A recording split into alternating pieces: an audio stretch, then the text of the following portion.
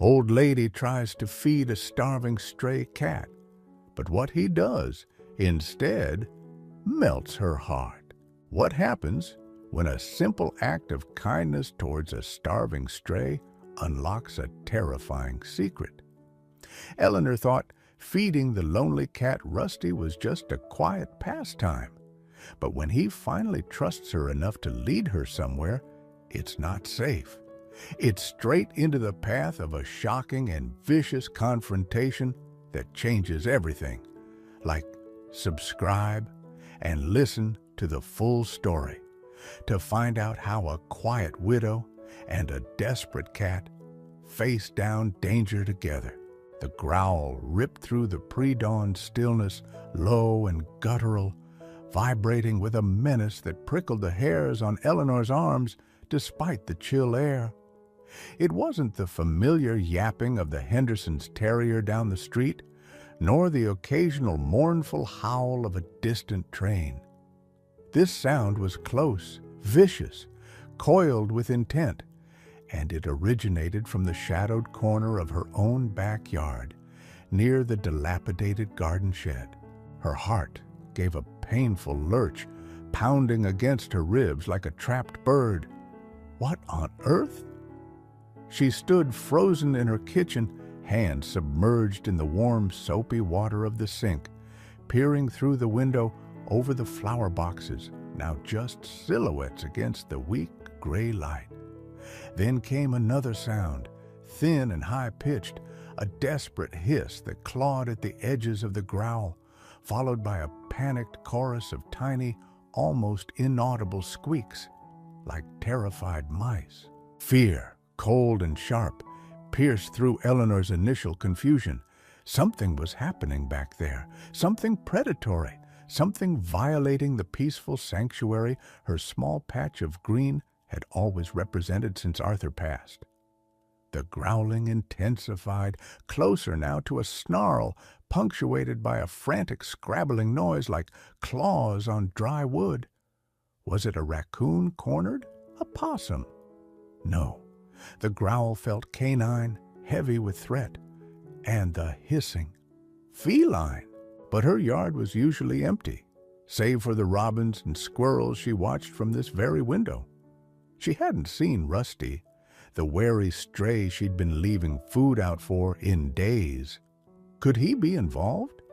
Or was this something else entirely, a brutal drama unfolding just yards from her back door? The sounds painted a terrifying picture in her mind. Teeth bared, claws unsheathed, a desperate defense against overwhelming aggression. The urge to pull the curtain shut, to retreat into the safety of her locked house, warred with a rising, unfamiliar surge of protectiveness. Those tiny squeaks, they sounded impossibly vulnerable. She had to know. She had to do something.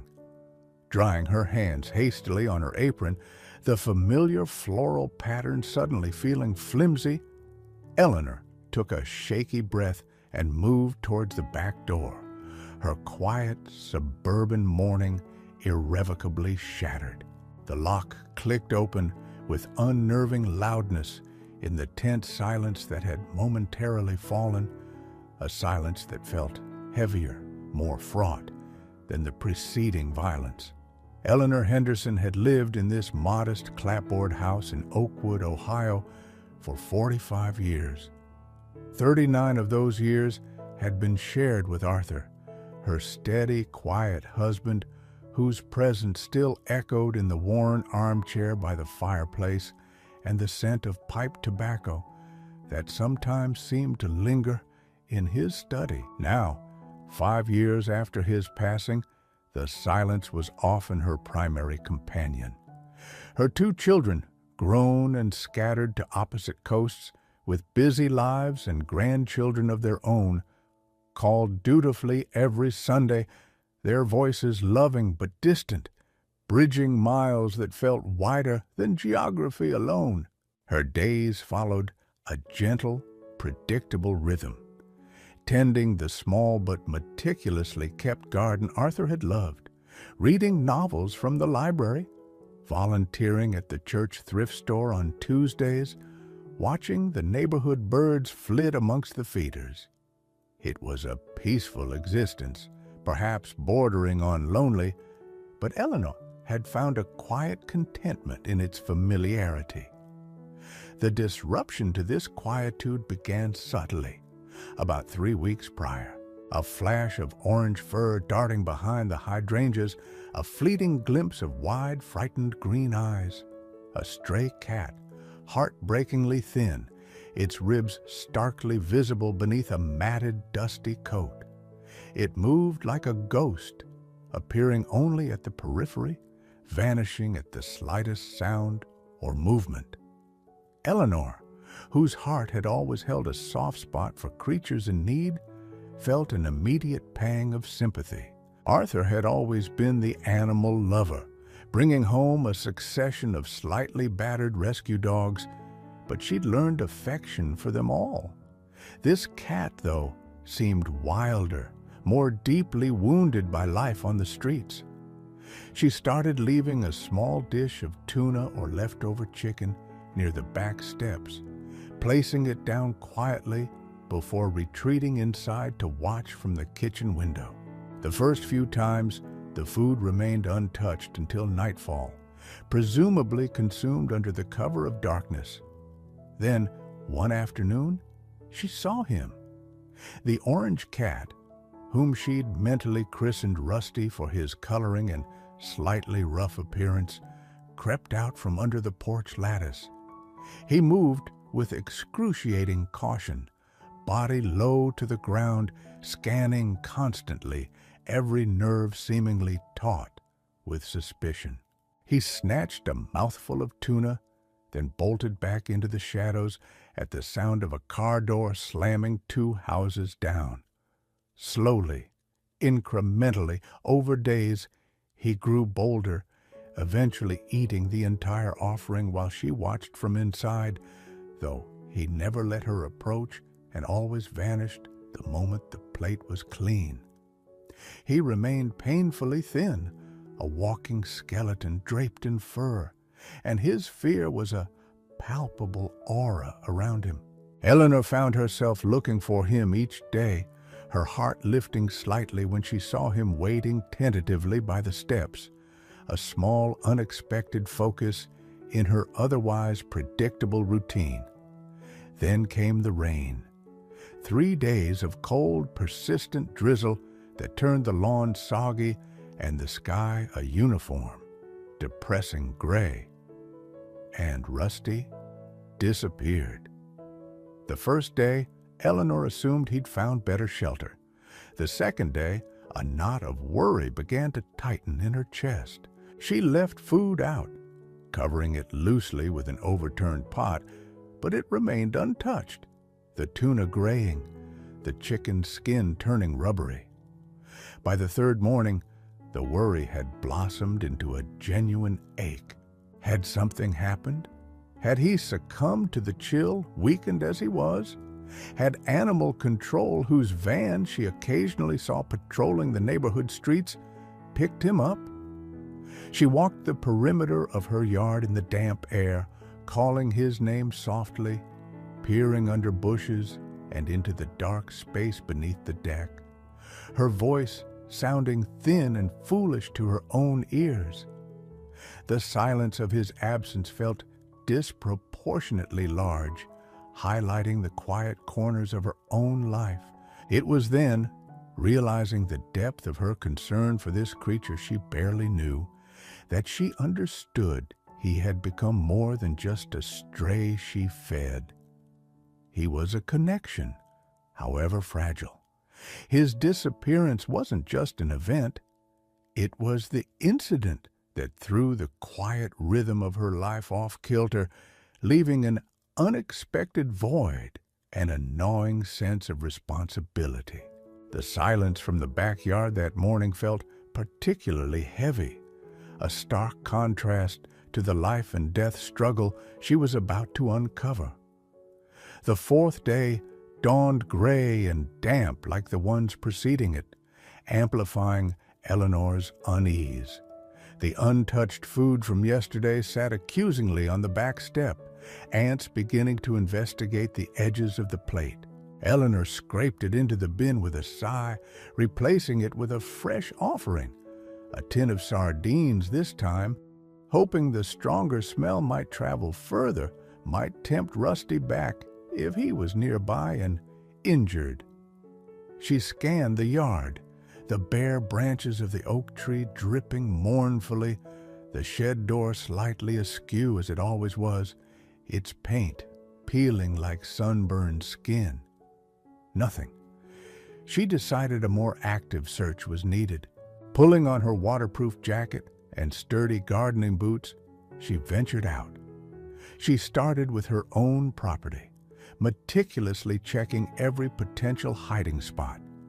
Under the dense evergreen shrubs bordering the fence, inside the overturned wheelbarrow, behind the compost bin.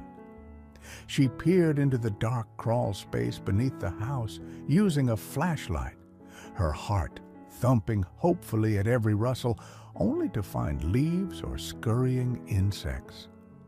Finding nothing, she moved to the street. Her first stop was Mrs. Gable's house next door. Martha Gable, a widow like herself, but infinitely more gregarious and plugged into the neighborhood grapevine, was already on her porch, bundled in a thick cardigan, surveying her own rain-battered petunias. "Morning, Eleanor," Martha called out, her voice raspy. "Awful weather, isn't it? My poor flowers look positively drowned." "It is dreary," Eleanor agreed, forcing a smile. "Martha, have you by any chance seen that little orange stray cat that's been hanging around?" Martha Gable peered at her over her spectacles. "The skinny fella? Saw him darting across your lawn a few days back, before this rain started? Looked half-starved, poor thing. Why, is he yours?" "Oh, no, not mine," Eleanor clarified quickly. "I've just been putting some food out for him, but I haven't seen him since the rain began. I was getting a bit worried." "Can't say I have." Martha shook her head. "Probably found a dry spot somewhere. They're survivors, strays are. Though, mind you, young Timmy next door was saying animal control picked up a couple of strays over on Maple Street last week. Maybe they got him." The suggestion sent a fresh wave of anxiety through Eleanor. Oakwood had a strict leash law and periodically cracked down on strays, especially if complaints were made. She thanked Martha, trying to keep the worry from her voice, and continued her patrol. She walked up and down her block and the adjacent one, eyes scanning beneath parked cars, into open garages, toward sheltered porches. She asked Mr. Henderson down the street, who was retrieving his newspaper, and the young mother pushing a stroller, but no one had seen Rusty. Returning home, disheartened, Eleanor felt the weight of her solitude more keenly. Arthur would have known what to do, she thought wistfully. He'd have organized a proper search party, printed flyers perhaps. She felt small and ineffective. The neighborhood seemed indifferent to the fate of one scruffy orange cat. She considered calling animal control herself just to inquire, but hesitated. What if they did have him? What would happen then? Would they find him a home, or she couldn't bear the alternative. Better to hope he was simply hiding, waiting out the weather.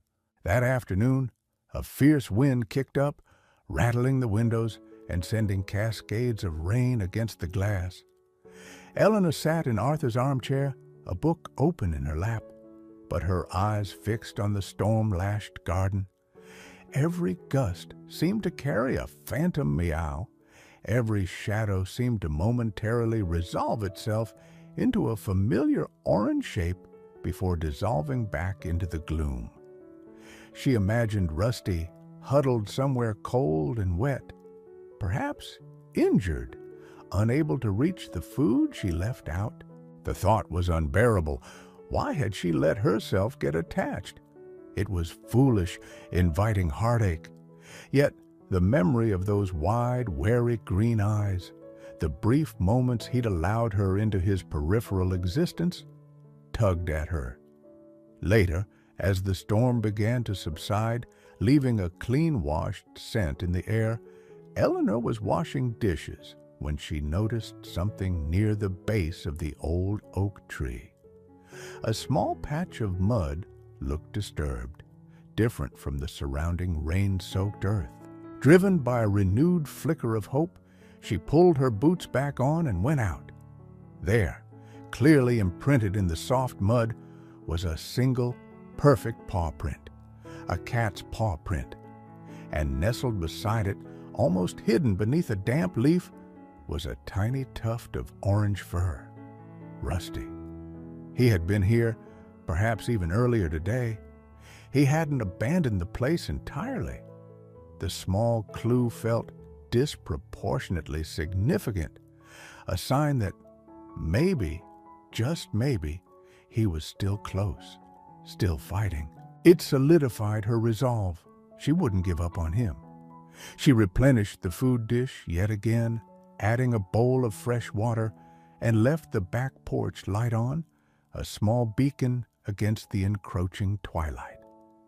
The silence from the yard felt different now, not empty, but waiting. The night passed uneventfully, the porch light casting long shadows across the damp lawn.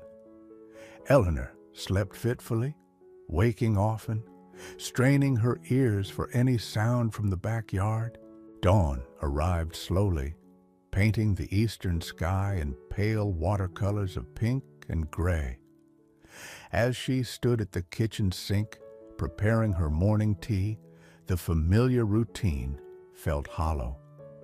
She glanced towards the back door, her heart sinking as she saw the food dish still full from the night before. Disappointment washed over her, cold and heavy. Perhaps the paw print had been old, a remnant from before the storm. Perhaps she was just indulging in wishful thinking. She was turning away from the window, ready to resign herself to another day of fruitless waiting, when she heard it, a faint, hesitant scratching sound, not the frantic scrabbling of a squirrel or the determined pecking of a woodpecker. This was lighter, tentative, almost questioning. It came from the back door. Her breath caught. Could it be? Moving as quietly as possible, hardly daring to hope, she tiptoed towards the door. The scratching came again, a little more insistent this time. Her hand trembled slightly as she reached for the doorknob. She turned it slowly, pulling the door inward just a crack, peering out into the cool morning air. There he was, Rusty. He sat huddled on the top step, looking even thinner and more bedraggled than before, if that were possible. His fur was clumped and dark with moisture, one ear was slightly torn at the tip, and there was a fresh scratch across his nose. But it was undeniably him. Relief washed over Eleanor so intensely it almost made her knees buckle. "Oh, Rusty," she breathed, her voice thick with emotion. "You're back." But something was different. Usually, at the sound of the door opening or her voice, he would flatten himself, ready to bolt. This time, he stayed put, looking up at her with those wide green eyes. They still held wariness, but beneath it, there was something else, a desperation, an urgency she hadn't seen before. He wasn't just hungry, he seemed purposeful. He let out a soft, low meow, a sound quite different from his usual silence or his fearful hisses. Then, astonishingly, he took a tentative step towards her, not away. He reached the hem of her housecoat and, after a moment's hesitation, gently, deliberately, rubbed his head against her ankle. Once, twice. The contact, brief as it was, sent a jolt through Eleanor. It was the first time he had ever initiated touch, a profound breach of the fearful distance he always maintained. It felt like a signal, a plea. He backed up a step, meowed again, more insistently this time, and turned his head towards the back of the yard, specifically towards the dilapidated garden shed. He took a few slow steps in that direction, then stopped, looking back at her, his gaze intense, compelling. He wasn't interested in the fresh plate of sardines she'd instinctively reached for. His focus was entirely on the shed and on her. It was clear he wanted her to follow. A shiver traced its way down Eleanor's spine, a mixture of apprehension and burgeoning understanding. His disappearance, his desperate condition, this uncharacteristic behavior, the insistent pull toward the shed, it all pointed to something more significant than just seeking food. He hadn't just been hiding from the storm. He had been dealing with something else, something that had driven him to overcome his fear and seek her out, to lead her somewhere specific. This was the turning point. Rusty wasn't just a passive recipient of her charity anymore. He was actively engaging with her, asking for help, guiding her towards an unknown situation. The dynamic had irrevocably shifted. He was no longer just a stray she pitied. He was a creature communicating a need, placing a fragile trust in her. Whatever waited in that shed, Rusty clearly believed she was the answer. Taking a deep breath, steeling herself for the unknown, Eleanor pushed the back door open wider and stepped out onto the damp grass, her gaze fixed on the small, determined orange cat leading the way. The point of no return had been crossed. She was committed now, following his lead into the heart of the morning's mystery. The grass was cool and damp beneath Eleanor's slippers as she followed Rusty across the lawn. The early morning air held the clean scent of rain-washed earth, but beneath it, Eleanor fancied she could detect a faint, sharp tang of something else, something akin to fear, animal and primal. Rusty moved with a slow, deliberate gait, pausing every few feet to glance back, ensuring she was still following. His tail held low, twitching nervously. His urgency was palpable, a silent scream that resonated in the quiet yard. Eleanor's own apprehension grew with each step.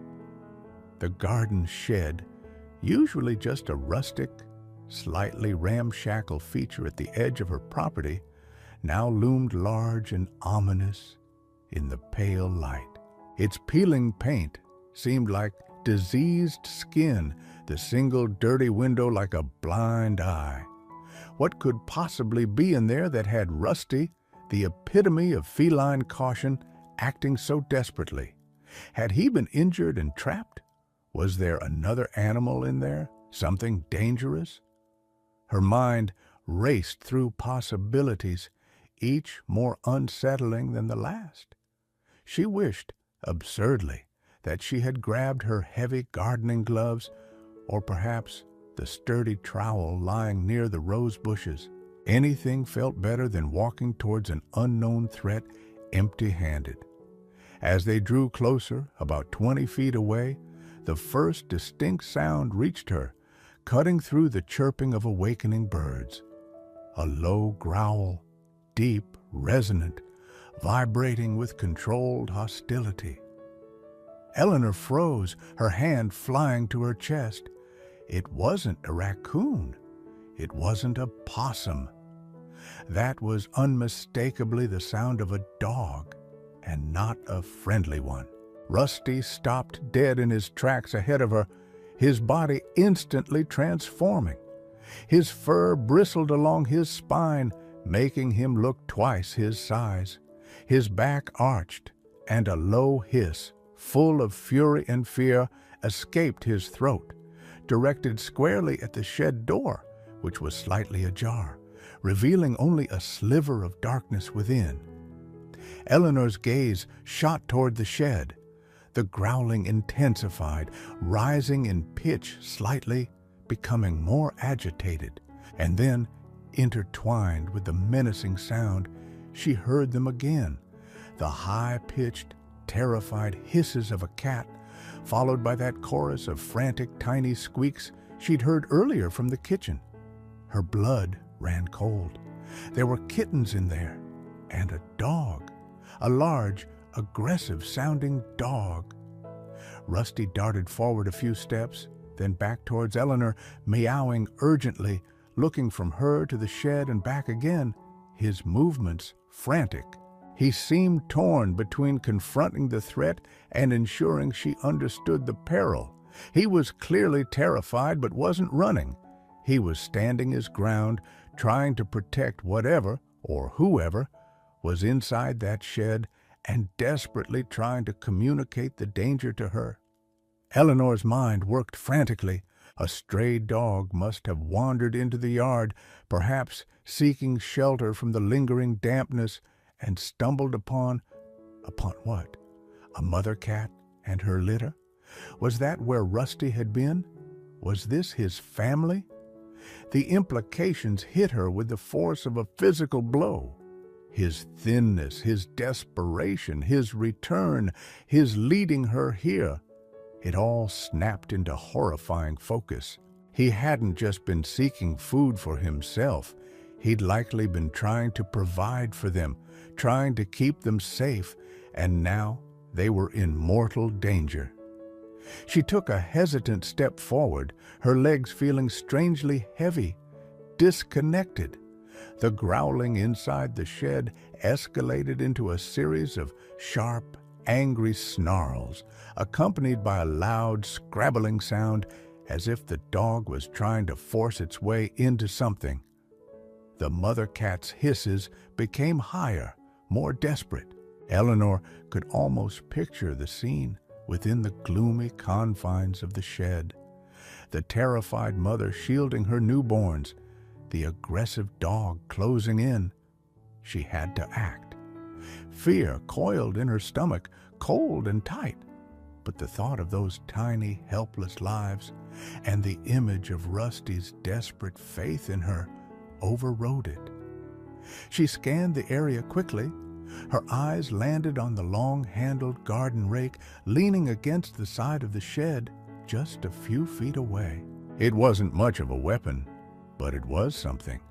It offered reach, and maybe the sight of it would be enough to startle the dog. Rusty seemed to sense her resolve. He let out another defiant hiss towards the shed door, then looked back at her, a silent acknowledgement passing between them. Taking a deep, shaky breath, Eleanor gathered her courage. She edged sideways toward the rake, her movements slow and deliberate, trying not to make any sudden noises that might provoke the dog further. Her heart hammered against her ribs, each beat echoing the frantic rhythm of the escalating crisis just beyond the wooden door. The air crackled with imminent. Eleanor's fingers closed around the cool, smooth wood of the rake handle. It felt solid, reassuring, though her palms were slick with nervous sweat. Taking another steadying breath, she moved cautiously toward the partially open shed door. The snarls from within were now almost continuous, punctuated by the desperate hisses and terrified squeaks of the cats. Rusty positioned himself slightly behind and to the side of her, a small quivering ball of orange fury, ready to act as backup despite his obvious terror. Eleanor pressed her eye to the crack in the door, peering into the dusty gloom. Her heart constricted at the scene.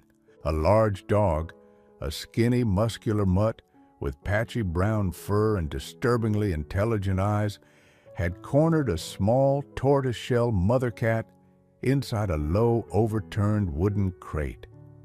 The mother cat was backed into the furthest corner, spitting and swiping futilely with her claws as the dog relentlessly pushed its muzzle towards her, and the 4 tiny wriggling kittens huddled beneath her belly. The dog's teeth were bared, saliva dripping from its jaws, its body tensed, clearly about to make a final decisive lunge. There was no more time. With a surge of adrenaline that belied her age, Eleanor flung the shed door wide open, simultaneously raising the rake high and bringing it down hard on the dusty concrete floor just inches from the dog's rear paws. The loud crack echoed in the small space. "Get out!" she roared, her voice surprisingly powerful, laced with fear and fury. "Leave them alone! Get out of here!" The sudden intrusion of light, noise, and the looming figure of a human brandishing a weapon startled the dog violently. It whipped its head around, eyes wide with surprise and sudden fear. In that split second of hesitation, Rusty seized his chance. Darting forward like an orange blur, he launched himself not at the dog itself, but zipped erratically back and forth just beyond its reach, hissing and spitting, a whirlwind of distracting fury. Caught between the shouting human advancing with the rake and the annoying darting cat, the dog's aggression seemed to evaporate, replaced by confusion and the instinct to flee. It tucked its tail between its legs, whined nervously, and scrambled backwards out of the crate area. Seeing its escape route through the now wide-open door, it bolted, scrambling past Eleanor and out into the yard, disappearing into the bushes at the far end of the property as quickly as it had appeared. Resolution! The sudden silence in the shed felt deafening after the chaos. Eleanor stood panting, leaning heavily on the rake, her heart still pounding like a drum. The immediate danger had passed. She lowered the rake slowly, her gaze fixed on the wooden crate. The mother cat remained huddled, trembling violently, eyes wide with terror, still protectively shielding her kittens. Rusty approached the crate cautiously, letting out a series of soft, chirping meows, seemingly trying to reassure the mother. He nudged his head gently against her side. Eleanor took a tentative step closer, murmuring soothingly, "It's okay," she whispered. "He's gone now. You're safe. You're all safe." She could see the kittens more clearly now, 4 tiny, perfect miniatures, eyes still sealed shut, blindly seeking warmth and milk. Relief washed over her, profound and bone deep. They had made it.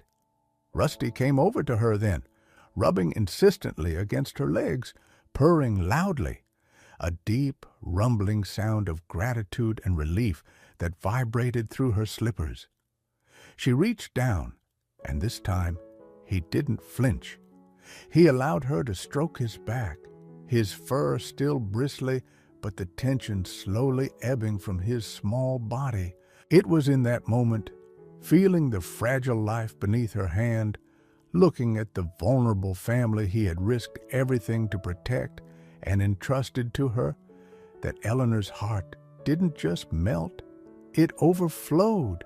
The full weight of his actions, his trust, his desperation, leading her here precisely when they needed her most, settled upon her.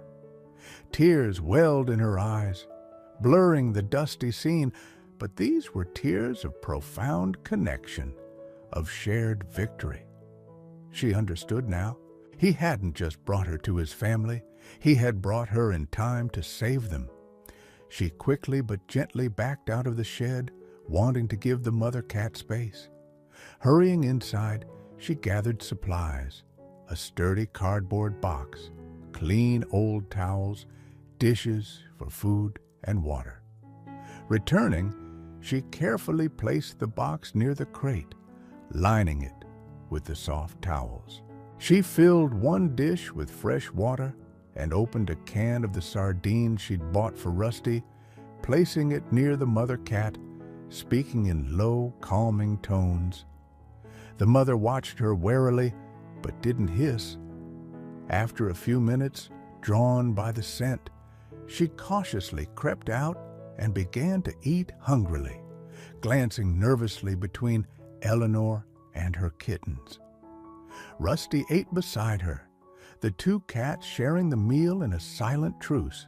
Later that morning, Eleanor gently transferred the kittens one by one into the warm, clean box, followed by the now slightly calmer mother. She set up the box in a sheltered corner of the shed, propping the door partially open for ventilation, but securing it against larger intruders. That evening, Eleanor sat on her back porch steps, a mug of tea warming her hands, watching the soft glow of the lantern she'd placed inside the shed. A quiet purring sound drifted from within. She wasn't lonely anymore. The silence of her house felt different now, filled with the knowledge of the fragile lives she was protecting. The unexpected danger and the shared rescue had forged an unbreakable bond.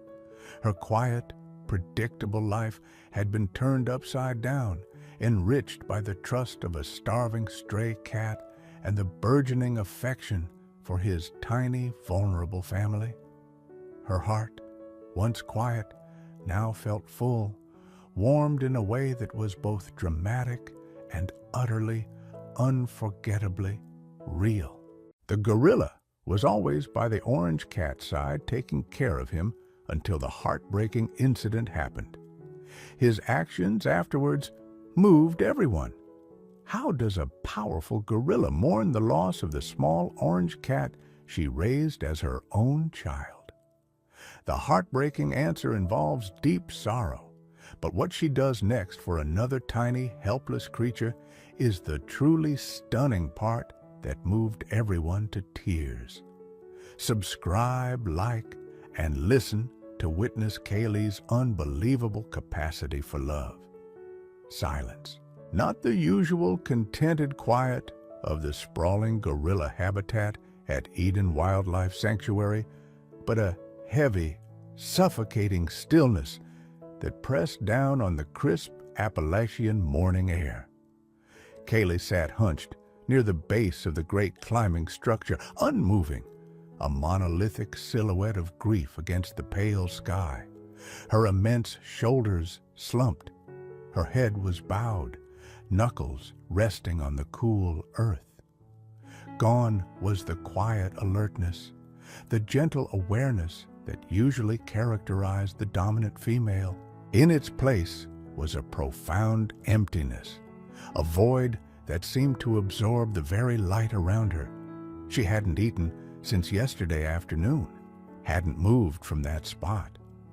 The other gorillas in the troop kept a respectful distance, sensing the depth of her sorrow, occasionally casting uneasy glances her way before retreating to the far side of the enclosure. Even Kojo, the boisterous adolescent whose careless action had precipitated this, seemed subdued, watching Kaylee from afar with wide, troubled eyes. Keepers observed from the designated overlook, their hushed voices carrying notes of shared sorrow and helplessness. Dr. Ramirez, the sanctuary's head veterinarian and the human collie trusted most, stood with them, binoculars trained on the grieving gorilla. Collie shifted slightly, letting out a low, guttural moan that vibrated deep in her chest, a sound chillingly reminiscent of the cry she had made years ago when her own newborn infant had failed to thrive. She reached out a massive, leathery finger and gently traced the patch of earth where just hours before she had cradled the broken form of Rusty, her small, vibrant orange companion. There was nothing physically there now. Dr. Ramirez and the team had carefully, respectfully removed Rusty's body after confirming the inevitable. But for Kaylee, he was still overwhelmingly present in his absence. She rocked back and forth, almost imperceptibly, emitting another soft, keening sound. "Her grief is profound," Dr. Ramirez murmured, her voice thick.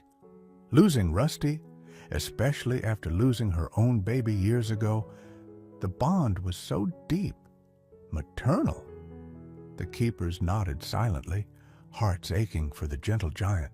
How does a creature capable of such immense power and such deep affection cope with such loss? What would become of Kaylee now without her little orange shadow? As if in answer, Kaylee lifted her head and let out a long, sorrowful cry, a sound of pure desolation that echoed through the silent sanctuary, leaving everyone who heard it chilled and deeply moved, wondering how she could possibly endure this heartbreak. Eden Wildlife Sanctuary wasn't a zoo. Nestled in the rolling foothills of the Blue Ridge Mountains in North Carolina, it was a place of refuge for animals rescued from difficult circumstances. Roadside attractions, inadequate private ownership, and research labs. Kaylee had arrived 10 years ago, a young adult female confiscated from a bankrupt traveling circus where she'd lived in cramped, inadequate conditions. She was initially wary, withdrawn, carrying the trauma of her past. The sanctuary staff worked patiently, giving her space, quality care, and the company of other rescued gorillas in a large naturalistic habitat designed to mimic their wild environment. Tragedy struck Kaylee again within her first year at Eden. She gave birth to a healthy infant, her first, but the baby developed a sudden, severe respiratory infection and, despite frantic efforts by Dr. Ramirez and specialists, passed away within days. The loss devastated Kaylee. She sank into a deep depression, isolating herself from the troop, showing little interest in food or enrichment activities. Keepers worried constantly about her physical and mental decline. It was into this atmosphere of quiet sorrow about 8 years ago now that Rusty arrived. No one knew how. The habitat was secure, fenced, monitored. Yet one morning, keepers performing their early rounds spotted a minuscule ball of bright orange fur huddled near the roots of a large oak tree inside the gorilla enclosure. It was a tiny kitten, no more than 4 or 5 weeks old, thin, mewling weakly, apparently orphaned, and having somehow squeezed through a drainage culvert or an unnoticed gap in the perimeter. The immediate protocol was clear: retrieve the kitten before any of the gorillas noticed.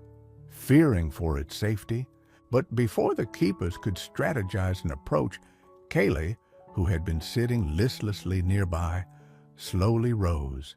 She ambled towards the mewling kitten, her massive form casting a long shadow. The keepers held their breath, ready to intervene, fearing the worst. Kali stopped, looking down at the tiny creature.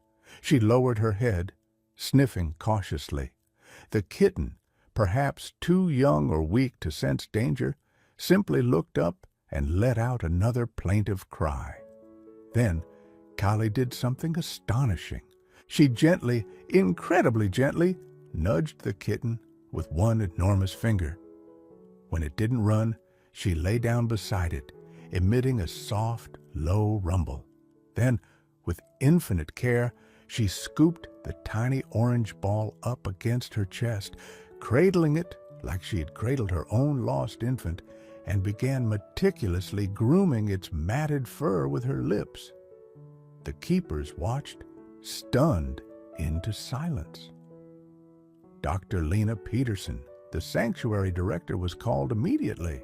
She observed the scene through binoculars, Witnessing Kaylee's focused, tender care, a difficult decision had to be made.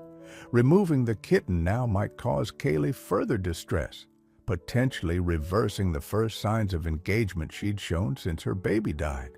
Allowing it to stay was unorthodox, potentially risky, but witnessing Kaylee's immediate, powerful maternal response, Dr. Peterson made the call. "We monitor them closely, 24/7, she instructed her team. "We intervene only if absolutely necessary. Let's see what happens." This decision, this cautious leap of faith allowing an impossible bond to form, was the inciting incident. Kaylee had, against all odds, adopted Rusty, and their unique story began. The years that followed were a testament to the resilience of Kaylee's maternal instinct and Rusty's trusting nature. Under Kaylee's unwavering protection, Rusty thrived, growing from a tiny waif into a sleek, confident ginger cat. He navigated the complex social structure of the gorilla troop with an ease that baffled observers, seemingly understanding he held a privileged, protected status as Kali's baby. Their daily interactions were a source of constant wonder for the sanctuary staff and the lucky visitors who witnessed them.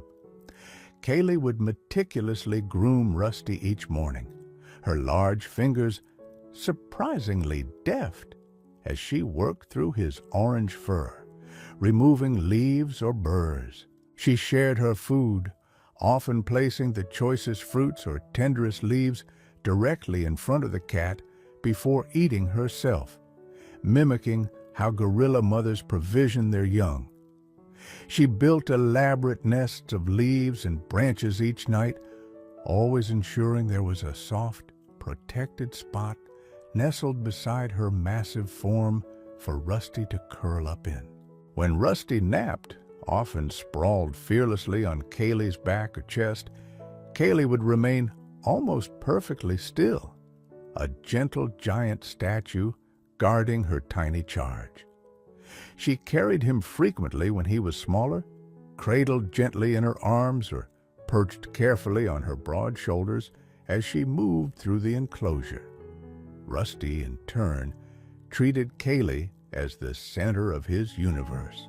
He followed her everywhere, weaving around her enormous feet, rubbing against her legs, often initiating grooming sessions by butting his head against her chin.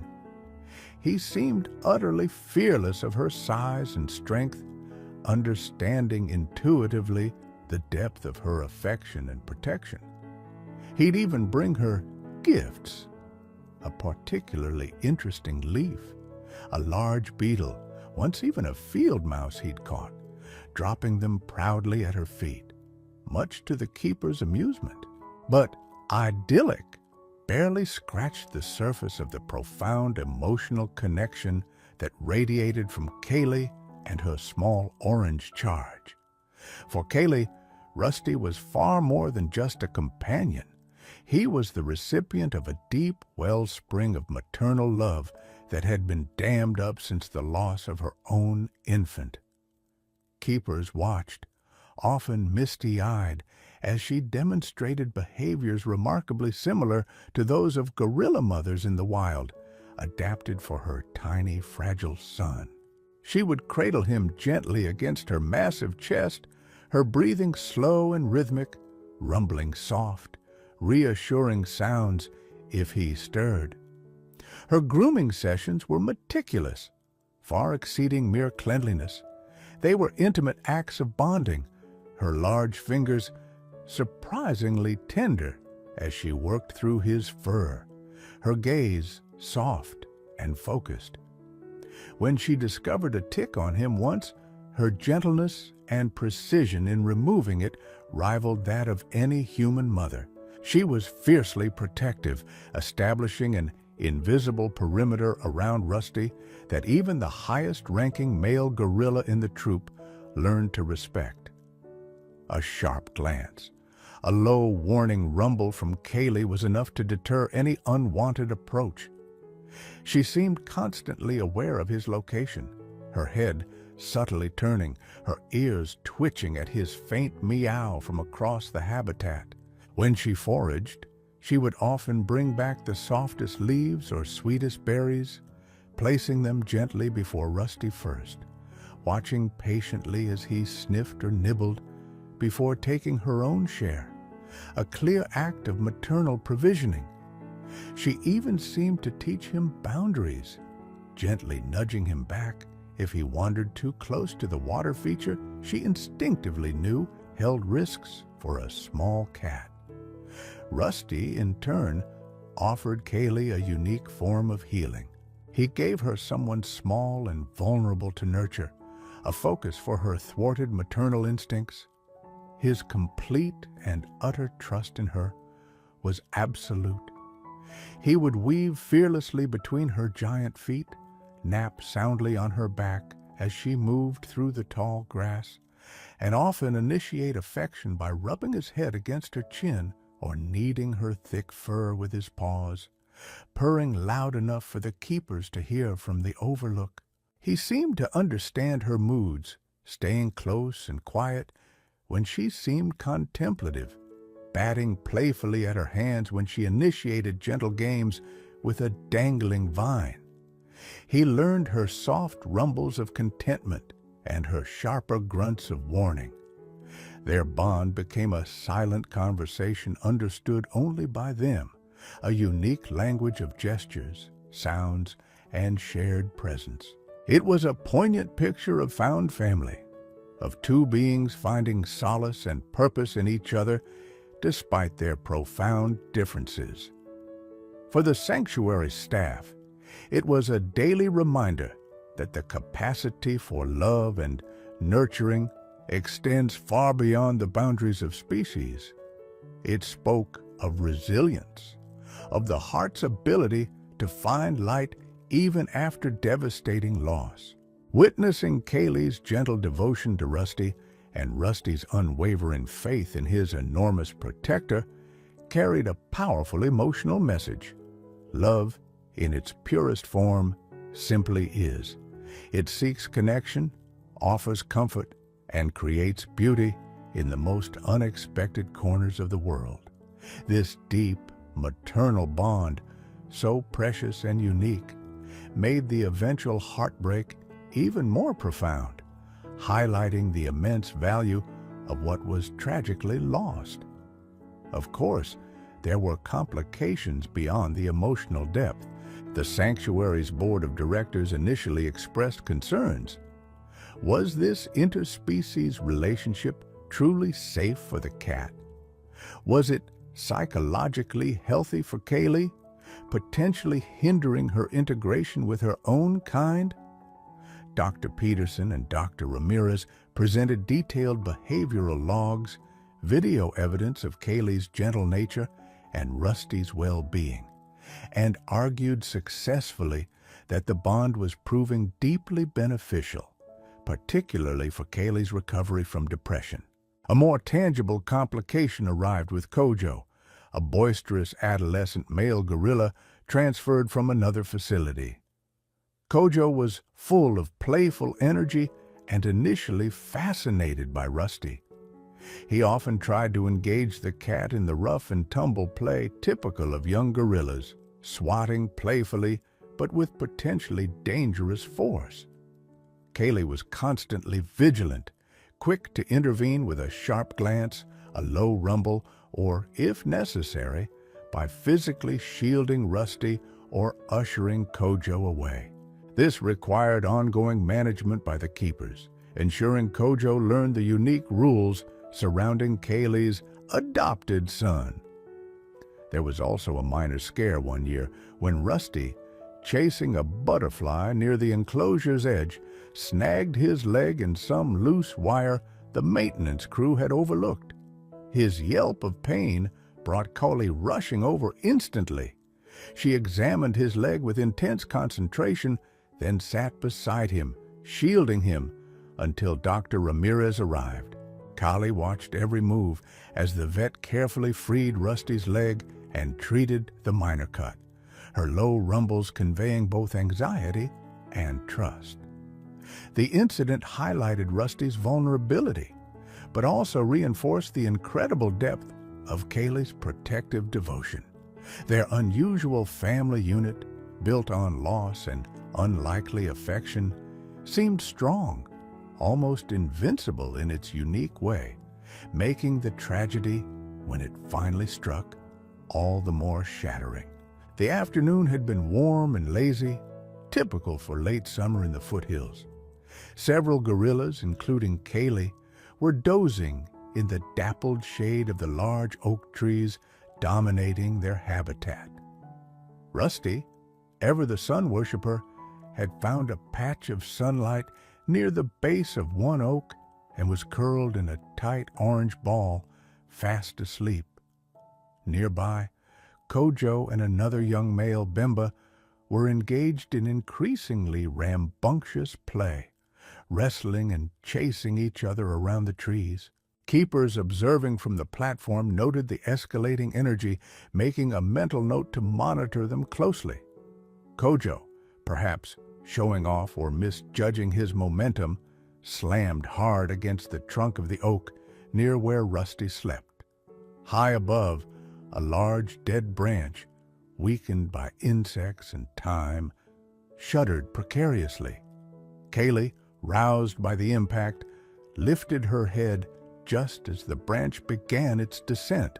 She saw it instantly, tons of dead weight plummeting directly towards the patch of sunlight where Rusty lay oblivious. A horrifying roar ripped from Kaylee's throat, a sound of pure maternal terror and warning.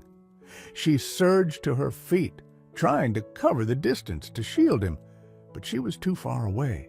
The branch struck with sickening force, not directly on Rusty, but close enough that a heavy section caught the sleeping cat, pinning him against the ground amidst splintered wood and flying debris. Silence fell, broken only by the startled cries of the younger gorillas and Kaylee's anguished screams.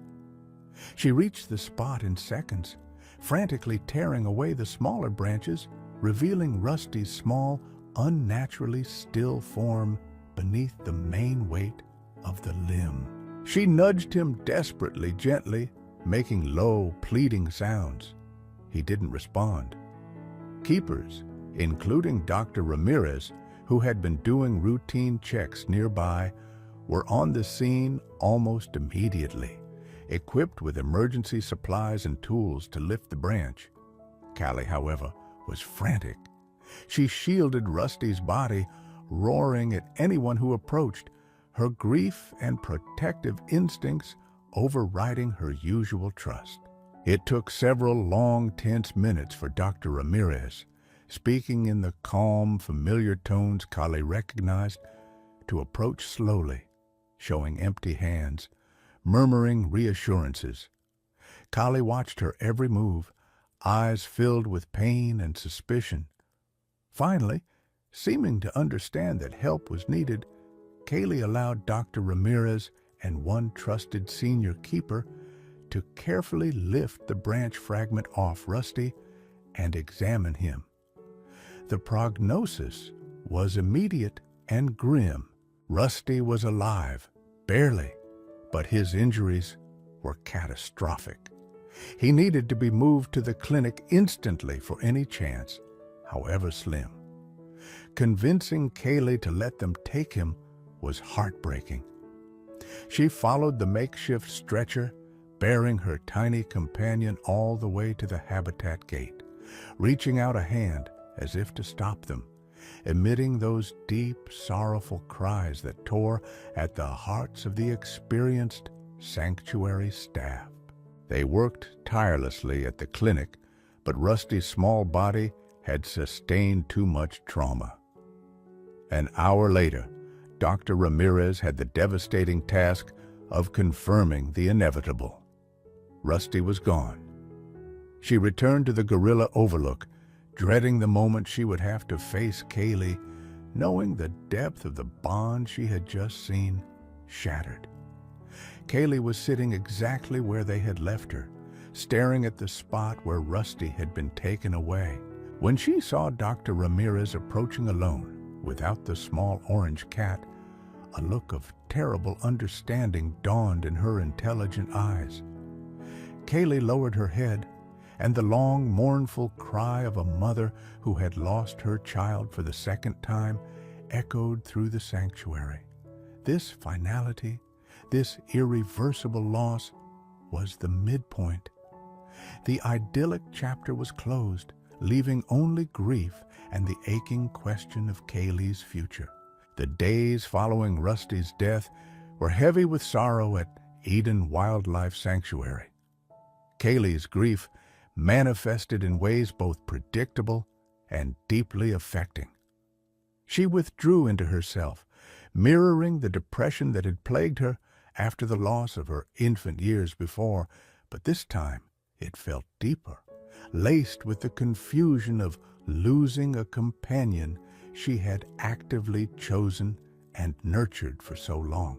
She refused her favorite foods, mangoes, passion fruit, even the sweet bamboo shoot she usually savored. She spent hours sitting motionless, often near the spot where the accident happened, or by the entrance where she'd last seen Rusty being carried away, staring blankly into space. The other gorillas seemed to understand, giving her a wide berth, respecting her mourning space. Kojo, the adolescent responsible for dislodging the branch, occasionally made tentative approaches, emitting soft grunts that sounded like gorilla apologies. But Kaylee remained unresponsive, neither aggressive nor accepting, simply lost in her own world of loss. The keepers documented her behavior with growing concern. She lost weight. Her usually glossy black coat seemed dull. She showed little interest in enrichment activities or social interaction. Dr. Ramirez spent extra time with her, sometimes just sitting quietly near the enclosure mesh, talking softly, offering a familiar, comforting presence without demanding interaction. Other keepers tried tempting her with novel treats or puzzle feeders, with little success. The team consulted with primatologists specializing in gorilla behavior and grief, implementing strategies to encourage engagement. But Kaylee remained largely withdrawn. One particularly poignant behavior emerged after a few days. Kaylee began gathering specific types of leaves, broad, soft sycamore leaves that Rusty had particularly enjoyed batting at and shredding. She would carry a small bundle of these leaves gently, almost reverently, back to her nesting spot. Sometimes she would sit and meticulously groom the leaves, just as she had groomed Rusty's fur. Other times, the keepers observed her holding the leaf bundle close to her chest and rocking gently, emitting the low, rhythmic moans of gorilla mourning. It was a heartbreaking sight, a clear manifestation of her displaced maternal care, her need to nurture something, anything, in Rusty's absence. The sanctuary staff felt helpless.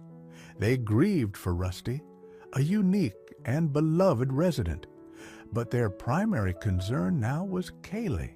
They feared she might slip into a decline from which she wouldn't recover.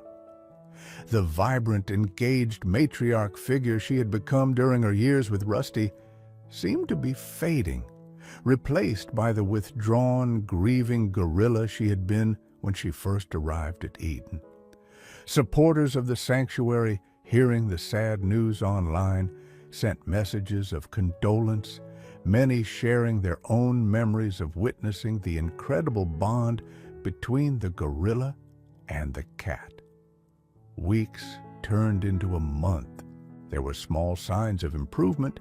Kaylee might accept a piece of fruit directly from Dr. Ramirez's hand or briefly acknowledge another gorilla, but her core lethargy and sadness remained. She spent long periods sitting near the edge of her habitat, near the perimeter fence bordering a wooded area outside the sanctuary proper, staring out as if searching for something. This became her new routine. The hope that she would simply get over it began to fade, replaced by a quiet anxiety among the staff. This profound grief, this dark night of the soul for Kaylee, felt like it might become permanent, her spirit dimmed forever by the loss of her small orange adopted son. It happened on a cool, quiet morning nearly 6 weeks after Rusty's death.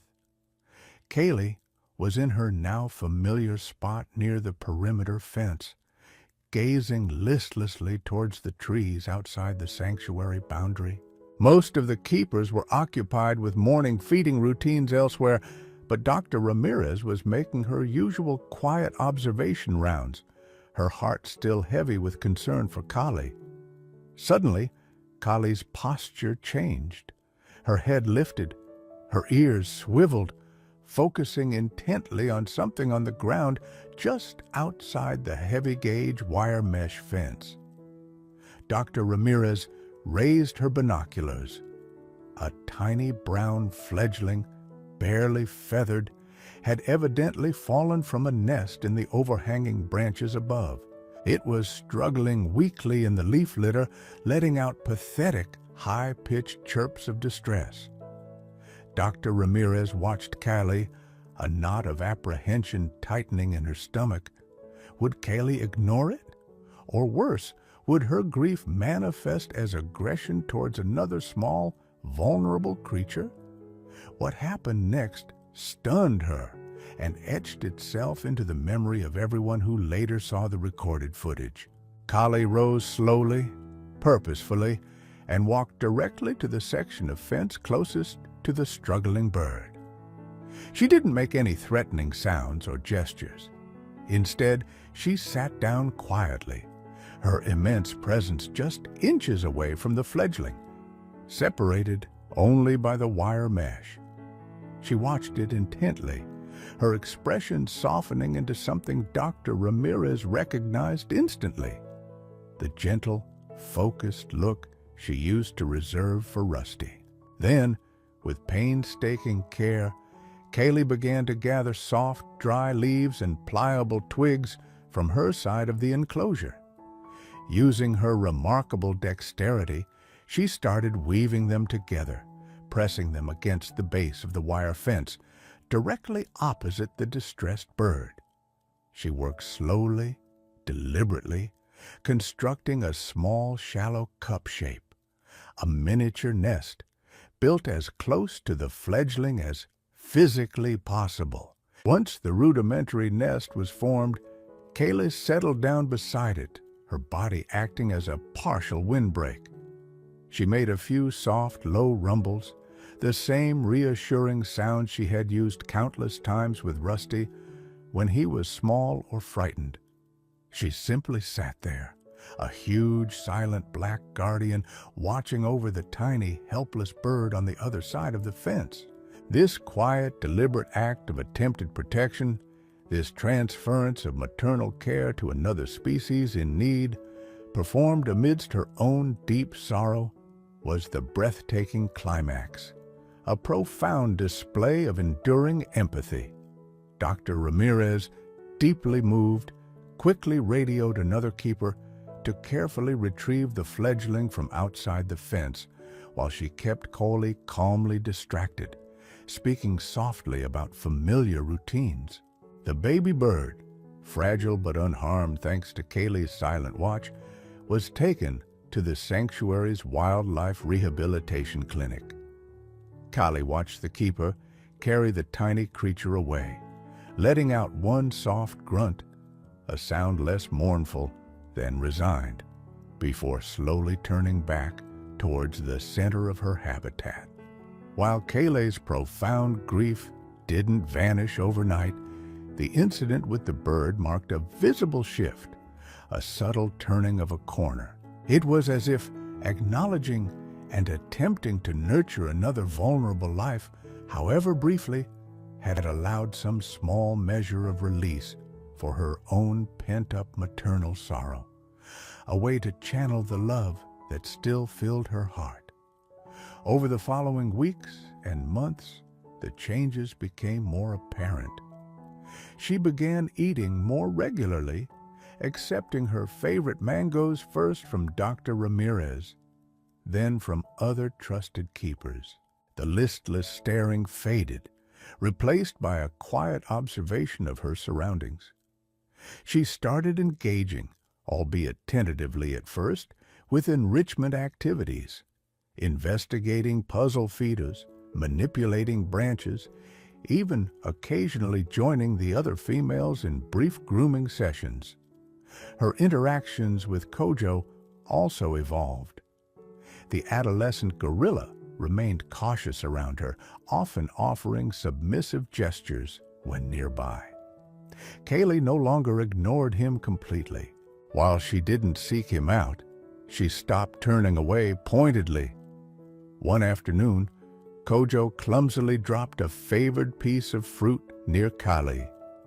After a moment's hesitation, Kali simply looked at him, then nudged the fruit back towards him with her foot before moving away.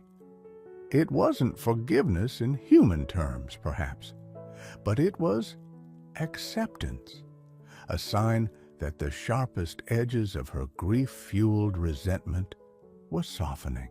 The troop's social harmony began to mend, finding a new equilibrium around Kali's quiet strength. She still visited the places she had shared with Rusty, the sunny spot beneath the oak, the nesting area where he used to curl against her side.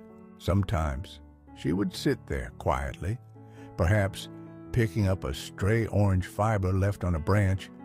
Keepers occasionally found tiny tufts of Rusty's fur caught here and there, poignant remnants, examining it gently before letting it drift away on the breeze. The deep sadness was still visible in her eyes at these moments, a shadow of the joy that had been, but it was mingled now with a sense of quiet contemplation rather than raw despair. Dr. Ramirez felt Kali wasn't just mourning anymore. She was remembering, integrating the love and the loss into the fabric of her being, carrying Rusty within her in a different way. Her bond with Dr. Ramirez deepened into a quiet, profound understanding. Kaylee would often seek her out during the vet's rounds, sitting near the mesh, allowing gentle touches to her hand or arm, sometimes even initiating a soft rumble of greeting, reserved only for the vet. It was a silent communication built on years of trust, now cemented by the shared experience of Rusty's life and death, a mutual respect that transcended words. Dr. Ramirez found these quiet moments with Kaylee deeply moving, a privilege to witness such resilience and quiet dignity. Months later, the rehabilitated fledgling, now a healthy young sparrow, was released back into the sanctuary grounds near Kaylee's habitat. As the rehabbers felt it fitting, by chance, or perhaps by some instinct of its own, it landed briefly on the fence near where Kali had built her makeshift nest that morning. Kali, resting nearby, watched it preen its feathers for a moment before it chirped brightly and flew off into the trees. She made no move towards it, no special sound, but simply observed its departure with a calm, steady gaze, perhaps a silent acknowledgement of life cycles, of fragility and survival. It felt like a quiet closing of that particular chapter, a gentle acknowledgement of life moving on. The story of Kaylee and Rusty, and Kaylee's subsequent act of kindness towards the bird, became legendary at Eden Sanctuary. It was woven into the educational talks given to visitors, shared widely through the sanctuary's newsletters and social media, resonating deeply with people around the world who were touched by its raw emotion. It became a powerful testament to the complex emotional lives of gorillas, the surprising depths of interspecies bonds, and the enduring power of maternal love. Visitors often asked specifically about Kali, observing her with quiet respect and awe, seeing not just a magnificent gorilla, but a being who had experienced profound love and navigated profound loss with grace. Kaylee lived out her remaining years at Eden, a respected and calm presence within her troop. She never adopted another cat, never showed that specific, intense bond again. Rusty had been unique, a singular spark in her life. But the gentleness he had awakened in her remained a permanent softening of her earlier reserve. She was often seen calmly observing the smaller creatures of the sanctuary, squirrels darting past, birds nesting above, her gaze thoughtful, perhaps holding a flicker of memory. Her own past trauma, the loss of her infant, the years of withdrawal, had been touched and irrevocably transformed by the arrival and subsequent loss of a tiny orange kitten. Rusty's legacy wasn't just a heartwarming, albeit tragic story. It was the visible resilience and enduring capacity for compassion within Kaylee herself. She remained a living monument to the idea that love, in its purest form, recognizes no boundaries of species, and that even the deepest sorrow can coexist with and ultimately yield to a quiet, powerful tenderness that moves everyone fortunate enough to witness it.